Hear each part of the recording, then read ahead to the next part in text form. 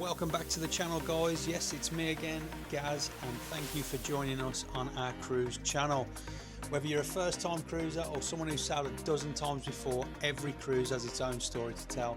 From incredible food and world-class entertainment to relaxing by the pool with a drink or waking up in a completely different destination every morning, there's always something to look forward to. On this channel, I'll be taking you along the entire journey. We'll explore ships, tour the cabins, try out restaurants, discover the ports of call, and most importantly, find out if these cruises are really worth your hard-earned money. I'll be sharing honest reviews, plenty of tips and tricks, and hopefully you'll be making the most out of your next holiday. So if you love cruising and you're thinking about booking your first cruise, or just enjoy following along with our new adventures, make sure you hit that subscribe button because there's plenty more to come. Now, let's get into this cruise adventure. Welcome back to the channel, guys. It's me again, Gaz. Thanks for joining us again on this review that is all about Royal Caribbean's Chops Grille. Now, Chops Grille as its hallmark American steakhouse, but does it actually deliver a premium dining experience? Or are you better off sticking with the food already included in your cruise fare? In this video, we're going to give you a full and honest review of Chops Grille aboard the Navigator of the Seas. Obviously, it's available on a number of, well, all of the ships because it's one of Royal Caribbean's speciality dinings. We'll show you the restaurant, discuss the menu, take you through the food and service, and most importantly, tell you whether we believe Chops Grille is genuinely worth the additional cost. We'll also explain who we think will enjoy it, who we might want to give it a miss, and maybe a few things you should know before your reservation. So let's get into this video. So yes, guys, welcome back. If you're new here, we're Cruising Coopers and we've been cruising with Royal Caribbean for around 10 years now, and our aim is to give you straightforward and honest reviews based on our own personal experiences. We're not here to tell you that everything is amazing simply because we're on a cruise. We'll always tell you what we enjoyed, what could have been better, and whether we think something represents good value for money, which is the most important thing today. If that sounds useful, please consider subscribing to the channel. It really helps us continue producing more cruise reviews and guides and onboard content for you. So today we're reviewing Royal Caribbean's best known specialty restaurant, Chops Grille. The Chops Grille concept. Chops Grille is a Royal Caribbean's American style steakhouse. It's available across most of the Royal Caribbean fleet. The basic concept is very simple. Premium cuts of meat, traditional steakhouse starters, a choice of side dishes, rich desserts, all served and more refined environment than the ship's main dining room. This is a specialty restaurant, which means it isn't normally included within your standard cruise fare. You either pay the individual cover charge, book it as part of a dining package, or occasionally receive it as part of a promotional onboard offer through your Royal Caribbean app. Prices can change significantly between ships and sailings, so I'd always recommend checking out the cruise planner once you're on board for more information. So the important question isn't simply whether the food is good, whether you've already paid for the main dining room, windjammer, and several other services included on the ship. Chops Grille needs to offer something noticeably better to justify paying again. On the Navigator of the Seas, Chops Grille is located right by the Windjammer Cafe. The restaurant immediately feels a lot different from the busier complimentary venues around the ship. The entrance is smart, and understand that once you step inside, the lighting darkens, wood finishes and neatly presented tables gives an appearance of a traditional land-based steakhouse. It feels formal enough to make the evening just that little bit special without being so formal that you feel uncomfortable. You don't need to arrive wearing a tuxedo or an evening gown. smart casual clothing, as you'll see from the pictures I've put on, is more than perfectly appropriate. Although some guests do use Chops Grille as an opportunity to dress up, which is fair enough, particularly if they're celebrating a birthday, anniversary or any other special occasion. One of the biggest advantages of Chops Grille is that it genuinely feels calmer than the main dining room. The tables are usually well spaced out, there's less background noise, and the meal is designed to progress at a more relaxed pace. That quieter setting makes it a particularly good choice for couples, families celebrating something special, or anyone who just wants a break from the busiest parts of the ship. Our table, and a number of tables where we've sat since we visited Chops Grille, usually we always seem to get lucky and have a window seat that sees directly out to sea. And what me and the wife tend to do is alternate, so one visit I'll get the window seat, the other visit my wife will get the window seat, so the overall impression was extremely positive. It felt like a proper evening out rather than simply just another place to grab something to eat. So let's move on to the menu now. The menu follows a traditional steakhouse format. You begin with a selection of starters, followed by the main event, the steaks and the other entrees. You can choose several side dishes for the table before attempting one of the desserts. Depending on the ship and sailing, starters may include dishes such as the crab cake, the shrimp cocktail from what you can see on the screen there, grilled black pepper bacon, soups, salads. The main courses are dominated by all the different cuts of steak, but there are usually alternatives available for guests who don't want beef. Those alternatives may include chicken, lamb, fish and other seafood options, depending on the menu being offered during your sailing. But I've had pretty much tried all of them and they are lovely. The salmon is bang on as well. That's worth mentioning because Chops Grille is obviously aimed primarily at steak lovers. If nobody in your party particularly enjoys steak, you may get a better value from another specialty venue. However, it doesn't necessarily mean that every person at the table must order beef. There are alternatives, and Royal Caribbean will normally try to accommodate all dietary requirements. So the starters, the starters. For our starters, we ordered crab cake and I had the colossal shrimp cocktail, and you probably see it in the pictures. Absolutely beautiful. The presentation, as you can see, was unreal, and the portion sizes were very generous. What I loved about the starters was that they felt appropriate for a premium steakhouse. They weren't simply smaller versions of the dishes we'd already seen elsewhere around the ship. The first starter, oh my god, the taste and the texture of those prawns were just unbelievable, and they were huge as well. They were served in a lovely chilled martini glass on ice with a bit of garnish. What stood out to me was just the taste of the sauce that went with them. Purely just divine. I don't think it could have been any more than what it was. The second starter, the crab cake, I tried a bit of that as well, and that was hot. It was beautifully seasoned. You could taste everything that went into that dish.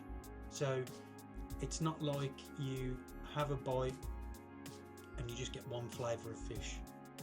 You get to taste everything. There's the spring onions in it, sweet corn, the freshness of the ingredients were just unreal. So if you're considering the crab cake, that's traditionally one of the most closely associated dishes with Chops Grille. You'd expect a good amount of crab, a crisp exterior and even more seasoning to bring it to life without overpowering the seafood. Now I've also tried the grilled black pepper bacon. This again is another popular option. It's rich, smoky and substantial. So it may not be the best choice if you're hoping to save plenty of room for a large steak and dessert, but let's face it, there's no calories at sea. So that brings me to an important point about Chops Grille. Pace yourself. It's very easy to order a substantial starter, or even two. Get tempted to try a number of different ones. A large steak, several sides and desserts, only to discover halfway through the meal you've bitten off far more than you can comfortably eat. So let's move on now to the steaks and the main courses. Now, the steaks are clearly the centrepiece of Chops Grille. On our visit, I ordered the tomahawk ribeye, bone-in ribeye steak, and my wife ordered the filet mignon. And to be honest, those cuts of beef were just to die for. I chose the steak of the bone-in ribeye, and it was perfectly cooked to order. I ordered it medium rare. Now, it literally just fell apart. Now, if you don't know, ribeye is a slight mixture of a bit of a fatty beef, but that's not to say fatty is bad, because this was just melt in your mouth kind of material. When the steak arrived, the first thing I noticed was just the presentation of it. Clean plate, clean cut, wasn't swimming in blood or anything like that. It was perfectly placed, not a problem with it at all. So the cooking of the steak is obviously one of the most important tests of any steakhouse. If you order it rare, medium or well done, it should arrive as requested, especially when you're paying an additional charge for the experience. But I can guarantee you will not be disappointed.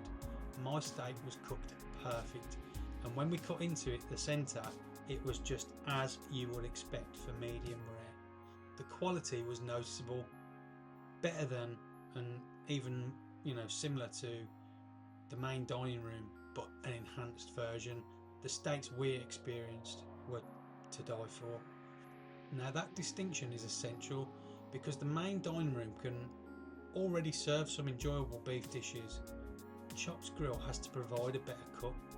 Now, I've heard other people in the main dining room saying that they had a good steak out of there, and I'm not denying that. They do have some lovely steaks coming through there. We've tried them.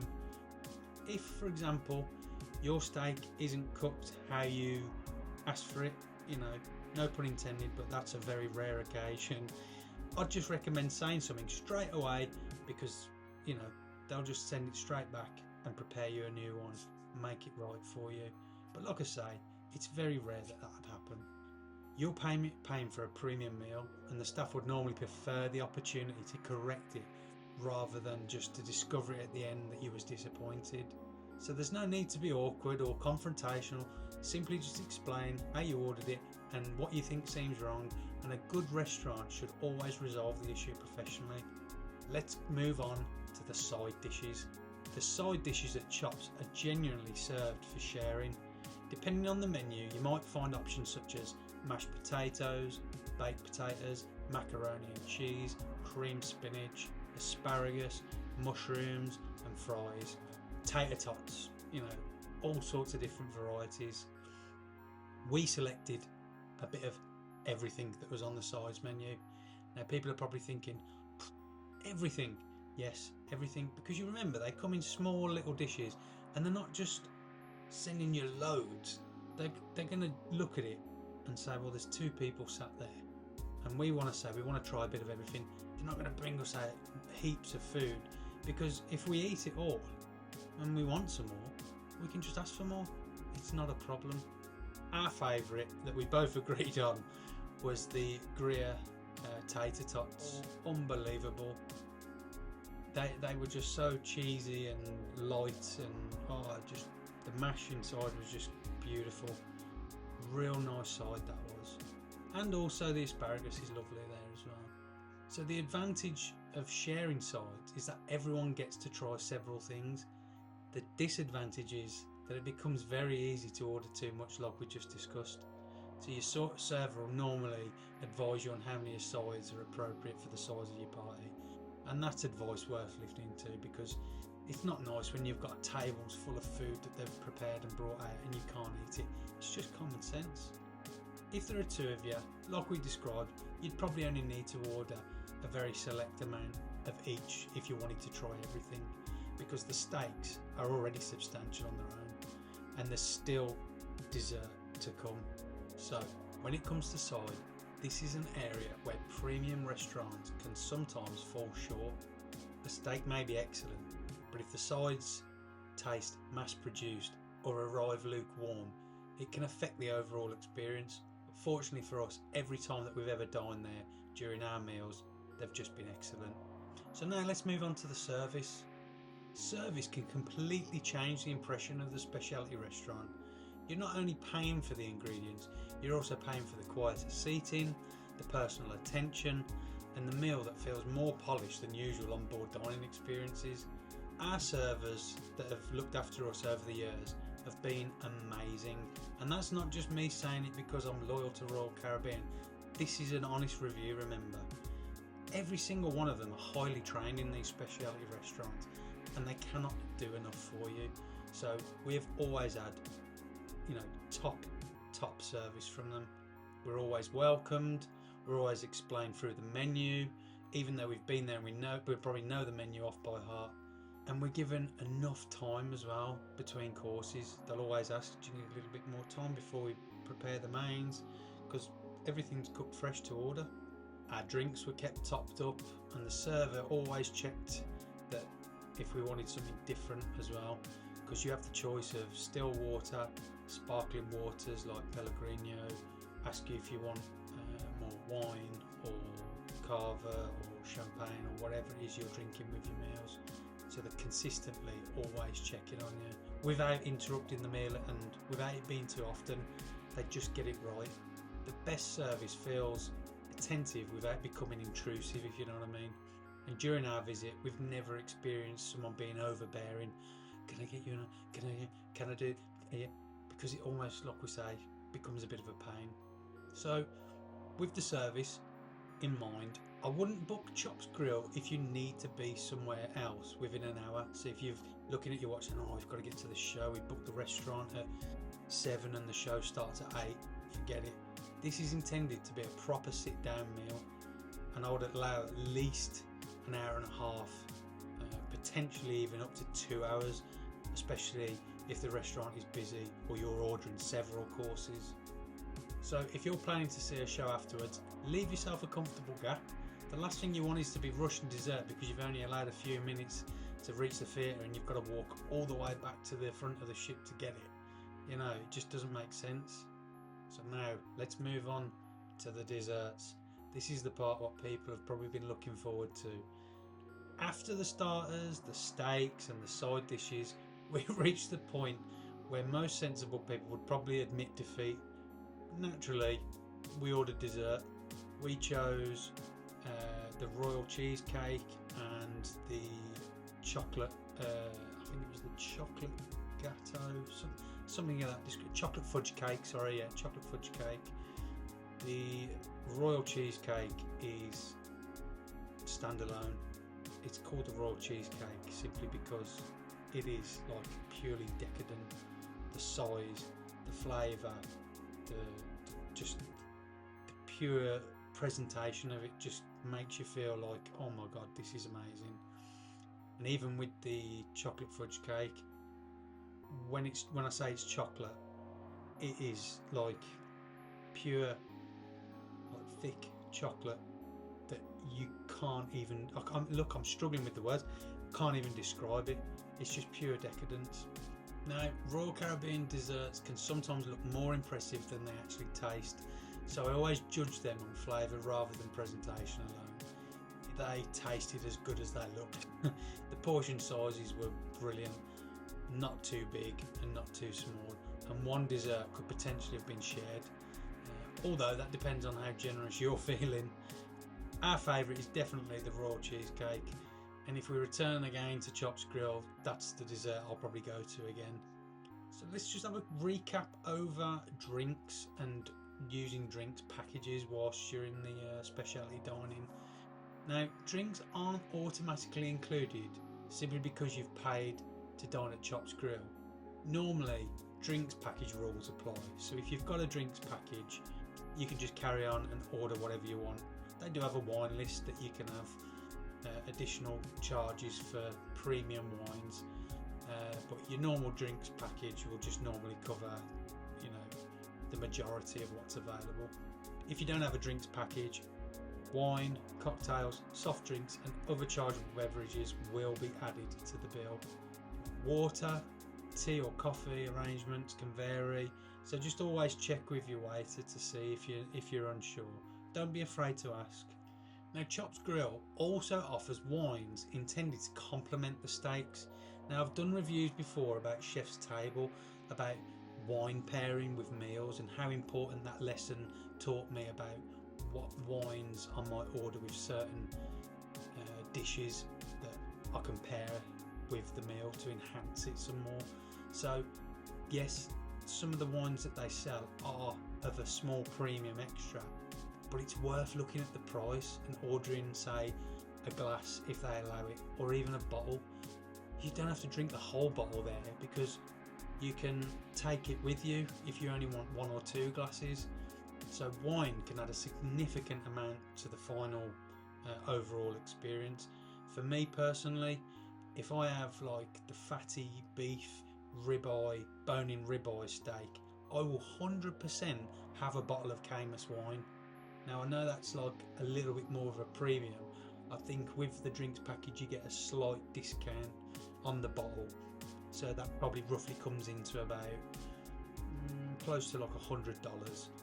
But like I said, I haven't got to drink it all then. I can save it for another restaurant, another night, take it with me back to the room, take it with me to another specialty dining to try it with something else. So let's talk about value for money. Now we come to the biggest question: is Chops Grille worth it? Now, we paid $90 for the 2 of us, so that's $45 each, which was, to me, amazing value. At that price for 2 people was well worth it, before any additional charges or tips that we wanted to give on top. Whether that represents good value to you depends heavily on what you like to eat, and you know, if you personally, you know, will give it a try and figure it out for yourselves. If you secure a discounted option through your cruise planner, or visit part of the main dining room where they're selling these packages of Chops Grille and other restaurants, you might be in a better position. Now, from the main dining room, you'll always get a head table server who looks after you every time you go in the main dining room. Pull them aside and say, I've heard about this Chops Grille, but I'm not sure. Have you got any deals on that you could work out for us just to give it a try? Because I know they're a little bit more expensive, but I'm just a bit on the fence. They will go above and beyond to get you that deal. So when to avoid paying the highest price for specialty dining? Day 1, embarkation. You've all seen it. Get on the ship. There's about 20 different staff members every 50 metres up and down on every level of the ship, walking around with placards, Giovanni's, Chops Grille, all the specialty dining packages, 3 for 1, ultimate dining package. It's all very confusing. My advice would be, slow down. You've just got on the ship. You've probably had a bad day travelling, or you know, you're tired. All you want to do is get in, unpack, relax. Leave it till like the 2nd day, 3rd day. You know, you could be on there for a week and you might only try one once, so just think about when you want to do it and shop around for that deal. You also need to remember that you're effectively paying twice for dinner. So you've already paid for the complimentary restaurants throughout your cruise fare, and then you're paying an additional amount to dine here too. For that extra money, you should expect better meat cuts, more precise cooking, a quieter and more refined environment, more attentive service, and an experience that genuinely feels different from the main dining room. So from our experience dining at Chops Grille, they did deliver all of those things. The food alone isn't the entire value. Part of what you're purchasing is the experience, the slow pace, the atmosphere, and the feeling of having a special evening.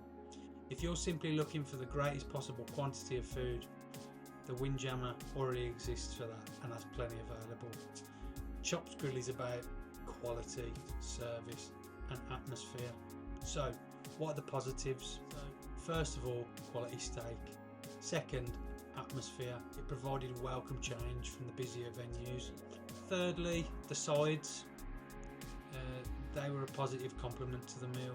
And finally, the meal felt like an occasion if you're celebrating something during your cruise. Chops Grille is well suited for that type of evening. Let's move on to the negatives. So a few things that could have been better. I'd say on arrival there's a bit of a queuing system sometimes. I know the restaurant's busy, but you've booked it. Why is there sometimes 4 or 5 people waiting in front of you when you turn up to just go, hello, I'm here? I feel like it could have been a bit more name, yeah, okay, this way, straight in, and you'd always have that constant. But that was my only criticism for that. So who should book Chops Grille? To steak lovers who want a better cut of a meat than they're likely to receive anywhere else on the ship. Couples, families celebrating special occasions, guests who prefer a quieter and more relaxed evening meal, and anyone with a dining package who wants to experience one of Royal Caribbean's signature specialty restaurants. It might be less suitable for guests who don't particularly enjoy steak, anyone who's satisfied with the complimentary dining options, and for people working to a tight onboard budget as well, or even guests who want to have a quick meal before the show on an evening. So our final verdict: overall, our experiences at Chops Grille on board was excellent. You've all heard me talk about it in my other videos, but this one stands out, and I'm giving this one 4 crown rating because this one was really good. It was, amazing. It's not up there with the 5 stars simply because I've looked at Chef's Table before, and that was like the pinnacle of dining on board any Royal Caribbean ship. So the dish that stood out for me was the bone-in ribeye, and the weakest part that I felt that could have been improved was just the arrival of a little bit of a queuing thing. So yeah, I just found that a little bit strange. Other question is, would we return? Hell yeah, of course we would. We'd return. Well, we have returned many times, and we will be doing again on our future cruises. So yeah, we will be going back there. So just before we finish this video, I want to know, have you eaten at Chops Grille? And if so, what did you order? Did you think it was worth the additional price, or would you rather stay with Royal Caribbean's complimentary restaurants? Let us know in the comments, because we genuinely like to hear how your experience is compared with ours. If you found this review useful, please give us a video a like and consider subscribing to the Cruising Coopers channel, with plenty more Royal Caribbean restaurant reviews coming up, ship tours, cruise advice and just honest onboard content coming. Like I said, I've been sailing with them for 10 years and I haven't sailed with any other company. That's the truth. So there's a reason why I'm a Royal Caribbean loyalist.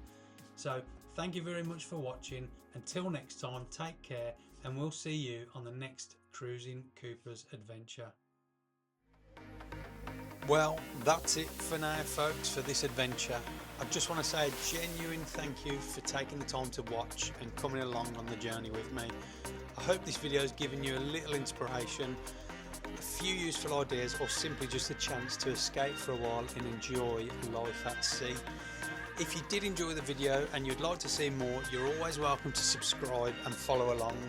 There are plenty more cruise adventures, ship tours and travel experiences to come, and I'd love to have you with me for the journey. Until next time, thank you again for watching, take care of yourselves, enjoy every adventure that comes your way, and I'll see you on the next cruise.